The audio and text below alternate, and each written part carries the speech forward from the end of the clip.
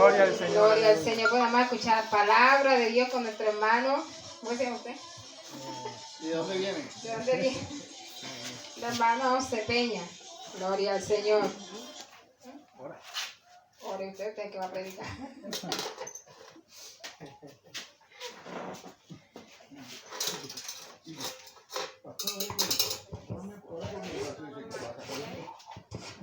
Casi 2 horas con usted. De 3 módulos. Bendiciones, hermana. Amén. Gloria al Señor. Vamos a compartir un poco de la palabra de Dios. Viendo, y sobre todo ahora que estamos en este lugar viendo las aguas como salen cristalinas, se resumen de la montaña y salen allá por el camino, hay un camino cristalino de agua. El agua es muy importante en nuestro medio, para nuestra subsistencia. Y fíjate tú que no solamente para nuestra existencia física como seres humanos, sino también espiritual. Vemos que el agua es importante y en el campo espiritual es utilizada ¿para qué? Para bautizarnos, dar el primer paso de obediencia en los caminos del Señor es el bautismo y se realiza con agua. ¿Cuántas cosas más? Yo me recuerdo el texto donde dice que Jesús, una vez muerto en la cruz, fue traspasado con una lanza y de sus costados salió ¿qué? Agua y vino. Agua y sangre. Agua y sangre. Aleluya. Bendito sea el hermano. No, me voy a pedir que vino. De su costado salió agua y sangre. Agua y sangre. Ya. Y así tantas cosas para las cuales dentro del Evangelio es utilizada el agua. Recordando también en el Antiguo Testamento, cuando el sacerdote entraba al atrio, lo primero que encontraba era el altar de bronce. Allí ofrecía sacrificio. Pero una vez el sacerdote estaba dentro del atrio interno, porque había un atrio externo que era donde estaba el pueblo. Una vez estaba en el atrio interno. Ponga la comparación allá atrás. Aleluya. Por decir algo, no. Este vendría siendo, inclusive tiene hasta un velo. Aquí dentro vendría siendo el lugar santísimo. Esto aquí donde estamos nosotros es el lugar santo. La parte aquella de la reja para allá, hasta donde está la cerca, vendría siendo el atrio interno. Y de donde está la cerca de alambre de púa hacia allá, vendría siendo el atrio externo, que era donde estaba el pueblo. El atrio interno era donde estaban los sacerdotes y levitas. Allí en ese lugar estaba, junto a la puerta ingresando, estaba el altar de bronce. Una vez pasado el altar de bronce, a mitad de camino se encontraba el lavacro. ¿En qué consistía el lavacro? El lavacro era como una taza de agua enorme donde los sacerdotes lavaban sus manos y sus pies. Los sacerdotes, para poder seguir el camino hacia el lugar santo, no podían pasar sin antes lavarse sus manos y sus pies en el lavacro. El agua en el lavacro en ese momento tipificaba la palabra de Dios, que es la que nos lava y nos limpia y nos santifica. La palabra de Dios. Jesucristo dijo en sus días terrenales, en la última oración que hizo por nosotros antes de partir, le clamó al Padre diciendo, santifícalos en tu verdad, tu palabra es verdad. Allí en el lavacro, el sacerdote lavaba sus manos y sus pies para poder seguir su camino hacia el lugar santo. Entonces, ¿qué pasa? Tantas connotaciones que tiene el agua para nuestras vidas, sobre todo para la vida del cristiano, porque de pronto el hombre natural lo utiliza nada más que para lavar la ropa y para tomarla, para no morirse de sed. Pero nosotros tenemos otra connotación de lo que es el agua para nosotros los cristianos. ¿Ya? O debemos tenerla. Pero lo importante o el tema central no viene siendo ese, aunque está ligado a eso. El tema central va por otro lugar. Este tema lo he tratado y lo he llamado el lugar de comunión. También se podría llamar el lugar secreto. También se podría llamar el lugar secreto. La palabra de Dios, la cual es como fuego y como martillo que quebranta la peña, me dice en el Génesis 1:1. Aquí más de uno me tiene que ayudar hoy porque yo soy como que, y más con unas gafas que estas gafas no son de la misma calidad de la mía. 1:1. Lo leo. 1:1. 1:1, exacto, lévelo mi hermana. En el principio creó Dios los cielos y la tierra. El otro. Sí, sigue. Y la tierra estaba desordenada y vacía, y las tinieblas estaban sobre la faz del abismo, y el Espíritu de Dios se movía sobre la faz de las aguas. Aleluya, amén. ¿Por qué hago esta connotación sobre el agua? Porque aquí vemos claro. En el principio creó Dios los cielos y la tierra, pero todo estaba desordenado y vacío. Y la tierra estaba desordenada y vacía. Ojo a lo que dice aquí. Y las tinieblas estaban sobre la faz del abismo. Ojo a eso. Las tinieblas, no la oscuridad, las tinieblas, las huestes espirituales de maldad estaban sobre la faz del abismo. Pero ¿qué dice sobre el Espíritu Santo de Dios? Dice, y el Espíritu de Dios se movía sobre la faz de las aguas. He ahí desde un principio la importancia de las aguas para nosotros. ¿Por qué el Espíritu Santo se movía sobre la faz de las aguas? Yo tengo varias razones. Una de ellas que me dice que Él resguardaba las aguas para nosotros. ¿Sabe por qué? Porque sobre la faz de las tinieblas, sobre la faz del abismo, estaban las tinieblas. Las aguas no podían ser tocadas por las tinieblas, porque tenía una connotación especial en el plan de salvación de Dios para la humanidad, las aguas. Por las aguas damos nosotros el primer paso de obediencia, y es el bautismo. Y de ahí pica y se extiende para que cuántas cosas es utilizada el agua en el Evangelio. Aleluya. El Espíritu Santo se encontraba inquieto, incómodo. Se movía de un lugar a otro sobre la faz de las aguas. Pero también por otra cosa se movía de un lugar a otro sobre la faz de las aguas. ¿Sabes por qué? Porque es que el Espíritu Santo, la palabra de Dios dice que Él toma del Padre y nos trae a nosotros. Toma del Padre y nos trae a nosotros.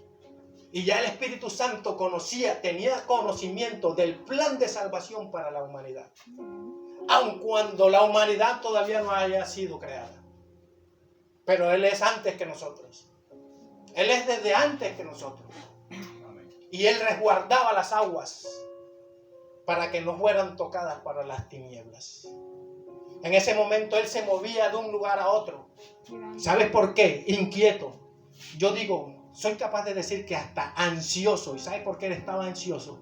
Ansioso de que se instaurara en esta tierra el plan de salvación.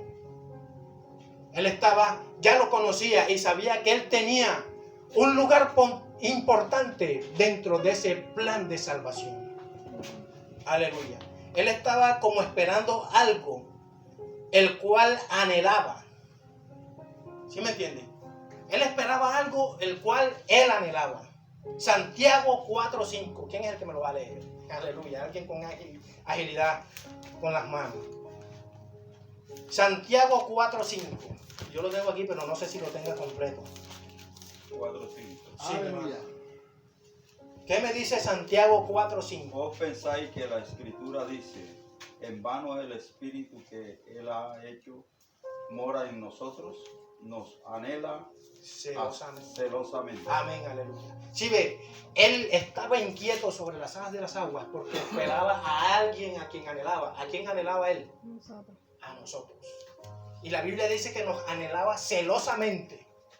Y era tan celosamente que nos anhelaba que guardaba con celo las aguas con las cuales íbamos a ser bautizados, para que las tinieblas no las tocaran. Las tinieblas que tenían que permanecer en el abismo en el cual pertenecía y en el cual volverán. Santiago, ¿qué? Porque las tinieblas volverán, la maldad volverá al lugar del abismo. Está la hoja. Aleluya. El Espíritu Santo nos anhela y nos anhela celosamente. Por eso Él estaba inquieto antes de ser creadas y ordenadas todas las cosas. El Espíritu Santo nos amó aún antes de la creación del mundo.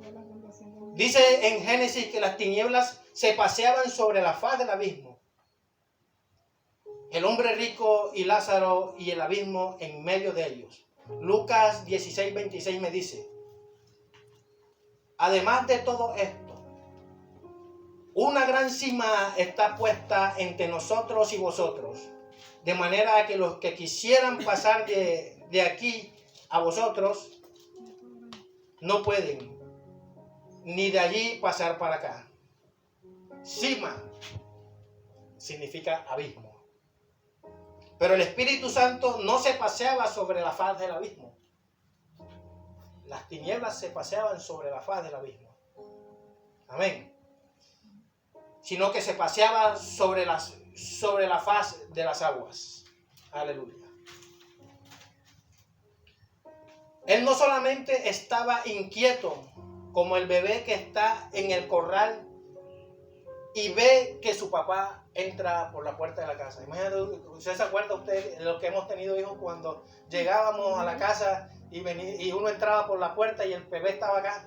Eso qué alegría se le daba cuando uno llegaba del trabajo a ese bebé. Igualmente el Espíritu Santo nos anhelaba con esa alegría. Como el bebé que está en el corral y ve que su papi entra por la puerta. La inquietud, el anhelo de que su papi lo cargue, así estaba el Espíritu Santo. Y se paseaba sobre la faz de las aguas porque el agua era o tenía protagonismo en la salvación y purificación del creyente. Juan 4:14 me dice: pero el que beba del agua que yo le daré no tendrá sed jamás. Amén. Así dice la palabra de Dios. Pero el que beba del agua que yo le daré no tendrá sed jamás. Isaías 44:3 me dice: porque derramaré aguas sobre la tierra sedienta y torrentes sobre la tierra seca. Primera de Corintios 12:13 me dice: pues por un mismo espíritu todos fuimos bautizados en un solo cuerpo, ya judíos o griegos, ya esclavos o libres, y a todos se nos dio a beber del mismo espíritu. Ojo, habla sobre el espíritu, pero dice: a todos se nos dio de beber del mismo espíritu. Mira hasta dónde estamos llegando. Ahora asemeja al espíritu como si fuera agua. ¿Por qué? Porque lo que nosotros bebemos es el líquido, el agua. Aleluya. Jesús de su costado bordó sangre y agua. Con agua recibí mi bautismo, el cual era mi primer paso de obediencia como creyente. Era el mismo Espíritu Santo quien preservaba las aguas en ese entonces. Pero seguimos.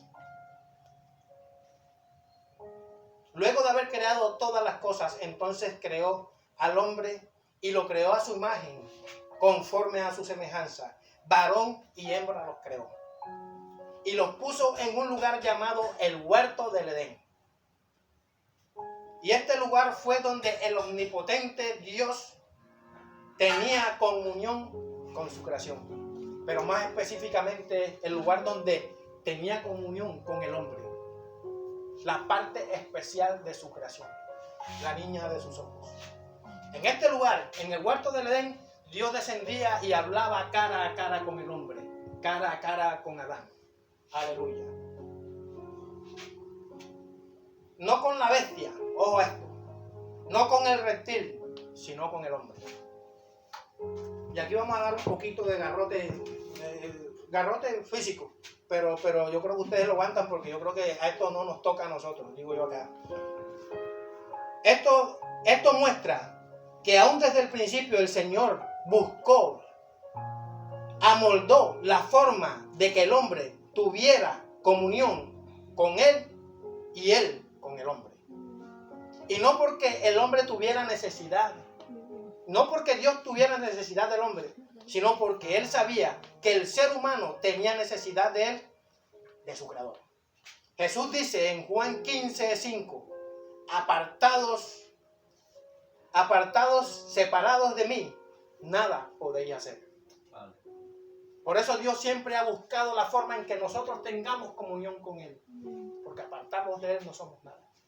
Nada podemos hacer.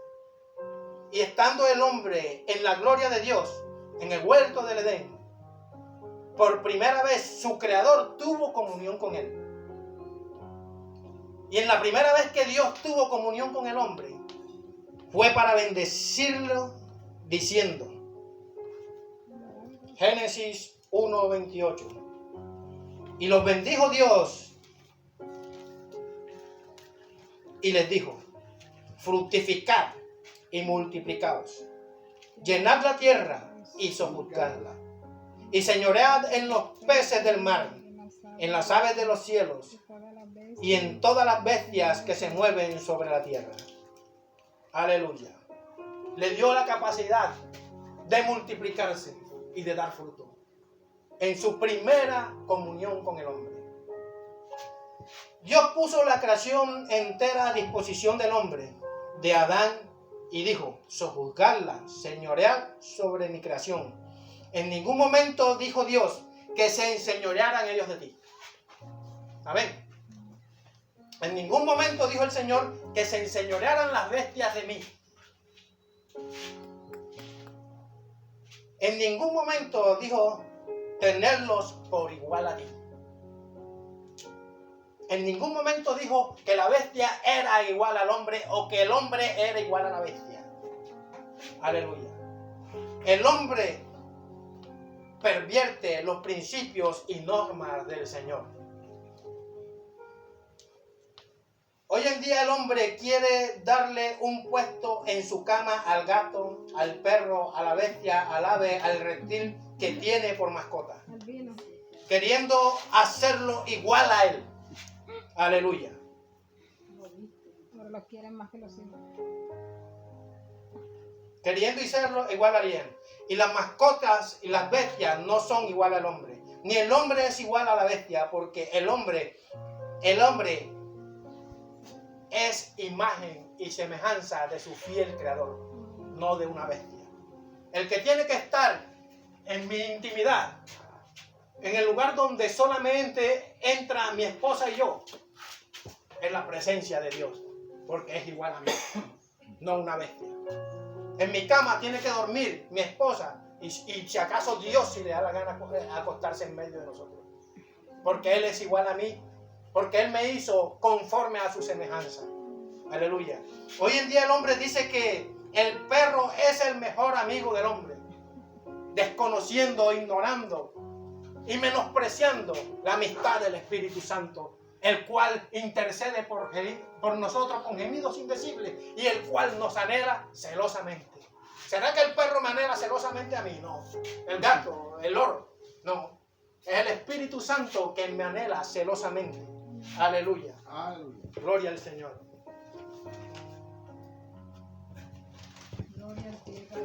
Gloria al Señor, aleluya. Desechando, menospreciando la amistad, el anhelo, el celo del Espíritu Santo por el ser humano. El hombre no tiene en cuenta que él mismo desechó la amistad con el Señor. El hombre hoy en día dice que la mascota es el mejor amigo del hombre, el perro. Y no tiene en cuenta que rechazó la amistad que más beneficio le brindaba. Aleluya. Y que el hombre desechó, porque el hombre desechó, dudó de la verdad de Dios para creer en la mentira de Satanás o serpiente antigua o diablo. El hombre desechó la verdad que Dios le había dado en el huerto del Edén. Y decidió prestarle oído a las mentiras de Satanás que estaba en el árbol del bien y del mal. Y creyó en esa mentira. Y por creer a la mentira de Satanás, desechó la verdad de Dios. Aleluya. Entonces, por su incredulidad y desobediencia, fue destituido de la gloria del Señor. Porque el hombre desechó la amistad con el Señor. Entonces, fue sacado de ese lugar especial donde podía hablar cara a cara con su Dios. ¿Por qué? Desobediencia, pero también por incredulidad a la palabra de Dios. Por la incredulidad a la palabra de Dios. Aleluya. Pero Dios creó al hombre con un propósito muy especial. Y en su infinita misericordia buscó la forma de acercar nuevamente al hombre a su presencia y volver a tener amistad con él. Entonces, el arquitecto de la creación, yo no sé si usted sabe quién es ese, un famoso que anda por ahí, muy conocido por algunos evangélicos. Entonces, el arquitecto de la creación, esto de arquitecto tipifica artífice, causante, artesano que hace trabajos artísticos o delicados con las manos. Imagínate tú, ese es tu fiel Salvador. Causante, artesano que hace trabajos artísticos o delicados con las manos. Creador, inventor, autor. Tiene varias connotaciones el artífice de la creación. Creó un plan de salvación para la humanidad, perdida en delitos y pecados, entre los cuales estábamos nosotros. Aleluya. Aleluya. El artífice de la creación hizo un plan de salvación, pero este plan de salvación tenía un requisito ineludible, indispensable. Hebreos 2:10 me dice: porque convenía a aquel por cuya causa son todas las cosas y por quien todos subsisten, que habiendo de llevar muchos hijos a la gloria, perfeccionase por aflicciones al autor de la salvación de ellos, al autor de la salvación de nosotros. Porque convenía a aquel por cuya causa son todas las cosas. Aquel por cuya causa son todas las cosas. ¿Será Jesús? Aquel por cuya causa son todas las cosas. Y por quien todas subsisten. Ya dijimos quién era el artífice de la creación. O sea que sí era Jesús.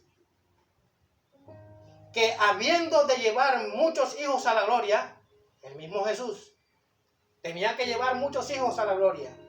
Perfeccionarse por aflicción. Ay, aquí es donde viene el problema. Perfeccionarse por aflicciones al autor de la salvación de ellos. Perfeccionarse por aflicciones. Llevar a cabo el plan de salvación para la humanidad no fue tarea fácil. El dolor y el sufrimiento estaban ligados y eran necesarios en dicho plan. Y lo más tremendo del asunto fue que en el cielo ninguno dijo: yo voy. No te estoy hablando de la tierra, te estoy hablando del cielo, de los ejércitos celestiales.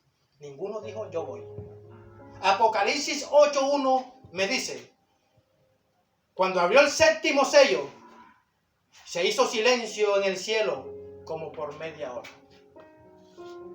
Nadie fue capaz de decir: heme aquí, yo voy. Alguien decía ayer, no sé si era la hermana María, en una conversación que tenía: ah, sí, es bueno decir: heme aquí, padre, yo voy, pero venga y empuje el carro. Creo que era la hermana María que decía así, o no me acuerdo quién era. Que era pan. Aleluya. Yo me estaba expresando de esta manera. ¿Ah? Yo me estaba expresando de esta manera. Amén, amén, aleluya. Usted fue la que hizo sí. O sea, venga y empuje el carro. Es fácil decir: venga, yo voy. Heme aquí, Señor, yo voy. Pero cuando se dice yo voy, hay que tener en cuenta todas las adversidades que ese yo voy contrae. Por eso, como dice la Biblia, disculpe, lo que cuesta seguir a Cristo. lo que cuesta seguir a Cristo. Amén, aleluya. Amén, aleluya. Entonces, como por media hora hubo un silencio, dice la palabra de Dios. ¿Y por qué se hizo dicho silencio por media hora? Porque nadie se atrevía, porque nadie era digno. Solo había nadie era digno de llevar a cabo el plan de salvación, porque reunía muchos requisitos ese plan de salvación. Solo había uno que poseía las características necesarias para ejecutar dicho plan de salvación.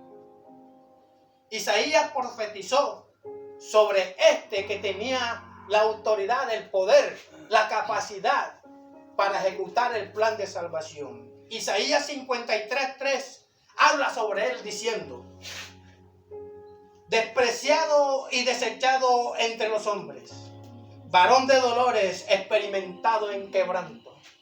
Aleluya. Entonces Juan, el discípulo amado, el que se recostó en el pecho de Jesús recibiendo de su Padre amor fraternal, miró y vio algo esperanzador, miró y vio algo sublime. Aleluya. Miró y vio algo que le devolvió la alegría.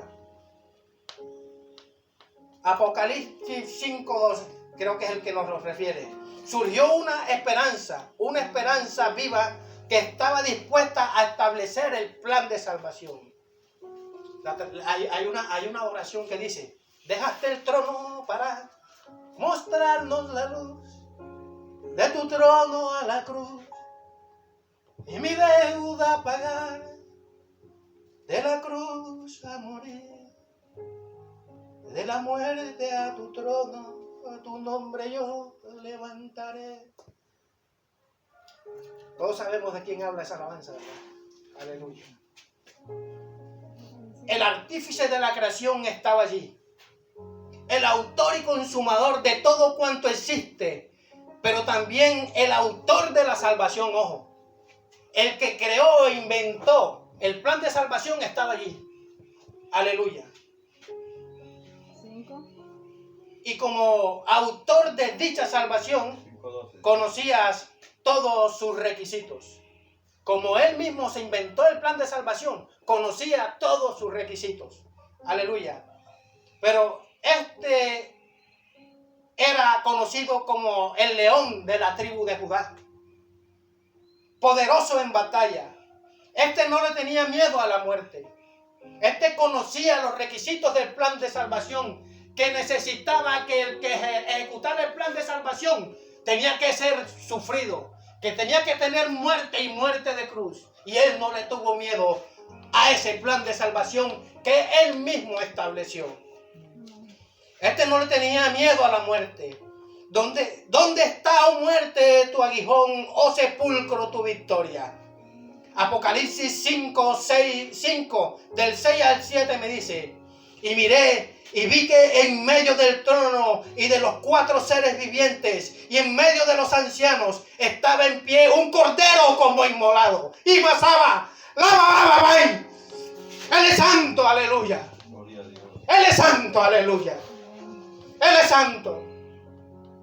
Que tenía 7 cuernos y 7 ojos, los cuales son los 7 espíritus de Dios enviados por toda la tierra. Y dice el 7, y vino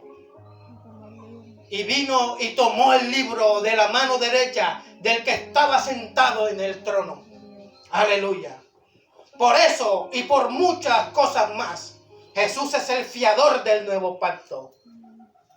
Pero, ¿cómo así fiador del nuevo pacto? ¿Es que hubo algún antiguo pacto? Vamos a ver. Y aquí entramos de lleno en el punto que vamos a tratar. Jesús es el artífice, el arquitecto de la creación. Pero todo todo arquitecto, antes de iniciar una construcción, yo creo que el hermano ha trabajado sobre eso, hace una maqueta. Todo arquitecto, antes de iniciar una obra de construcción, hace una maqueta. Primero, hace un plano en el que se ve reflejado cómo va a quedar dicha obra. Amén. ¿Es así, mi hermano, o no es así? Aleluya. Vive o no vive, vive. Y estos planos y sus maquetas eran la ley estipulada por el Señor. Amén. Su establecimiento y su cumplimiento era en el Antiguo Testamento. Hebreos 10:1 me dice: porque la ley, teniendo la sombra de los bienes venideros, no la imagen misma de las cosas, nunca puede, por los mismos sacrificios que se ofrecen continuamente cada año, hacer perfectos a los que se acercan. La ley, el antiguo pacto, no podía hacer perfecto a los que se acercaban a ella, a los que intentaban cumplirla. Y una de las cosas a tratar en el antiguo pacto, era el arca de la alianza. Hoy en día arqueólogos, científicos la buscan para verificar de dónde emanaba su poder y hasta para ver si con ella podían dominar a la humanidad. Escuché un documental una vez sobre Hitler. Hitler tenía arquitectos y arqueólogos buscando el arca de la alianza. Porque él pensaba que por medio del poder del arca de la alianza podía apoderarse del mundo entero.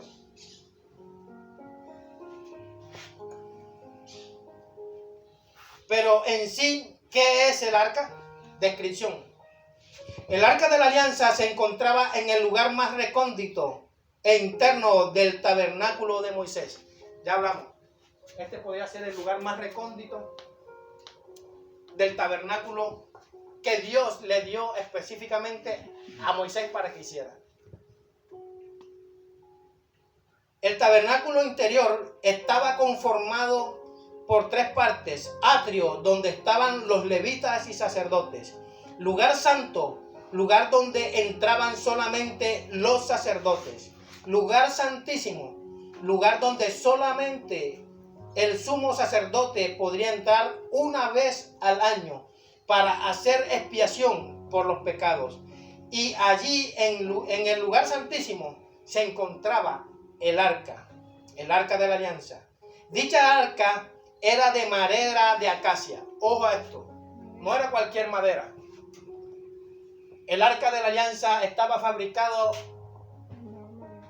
por madera de acacia, que según los estudios y según la misma palabra de Dios, es la única madera incorruptible que se encontraba en los desiertos de la India o junto a los desiertos de la India.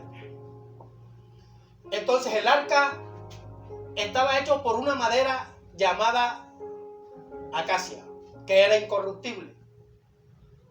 Esta madera era incorruptible.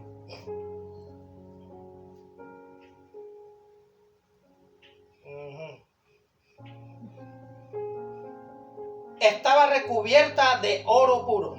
Entonces ya vemos, la madera era incorruptible y estaba recubierta de oro puro por dentro y por fuera. Por dentro y por fuera. Esta madera, estas dos cosas tipifican a nuestro Señor y Salvador en sus días terrenales. ¿Cuál fue o cuál ha sido el único ser humano que ha pisado esta tierra sin pecar? Jesucristo.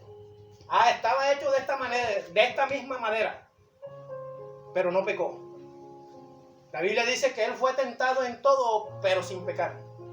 Madera de acacia, incorruptible. Él no fue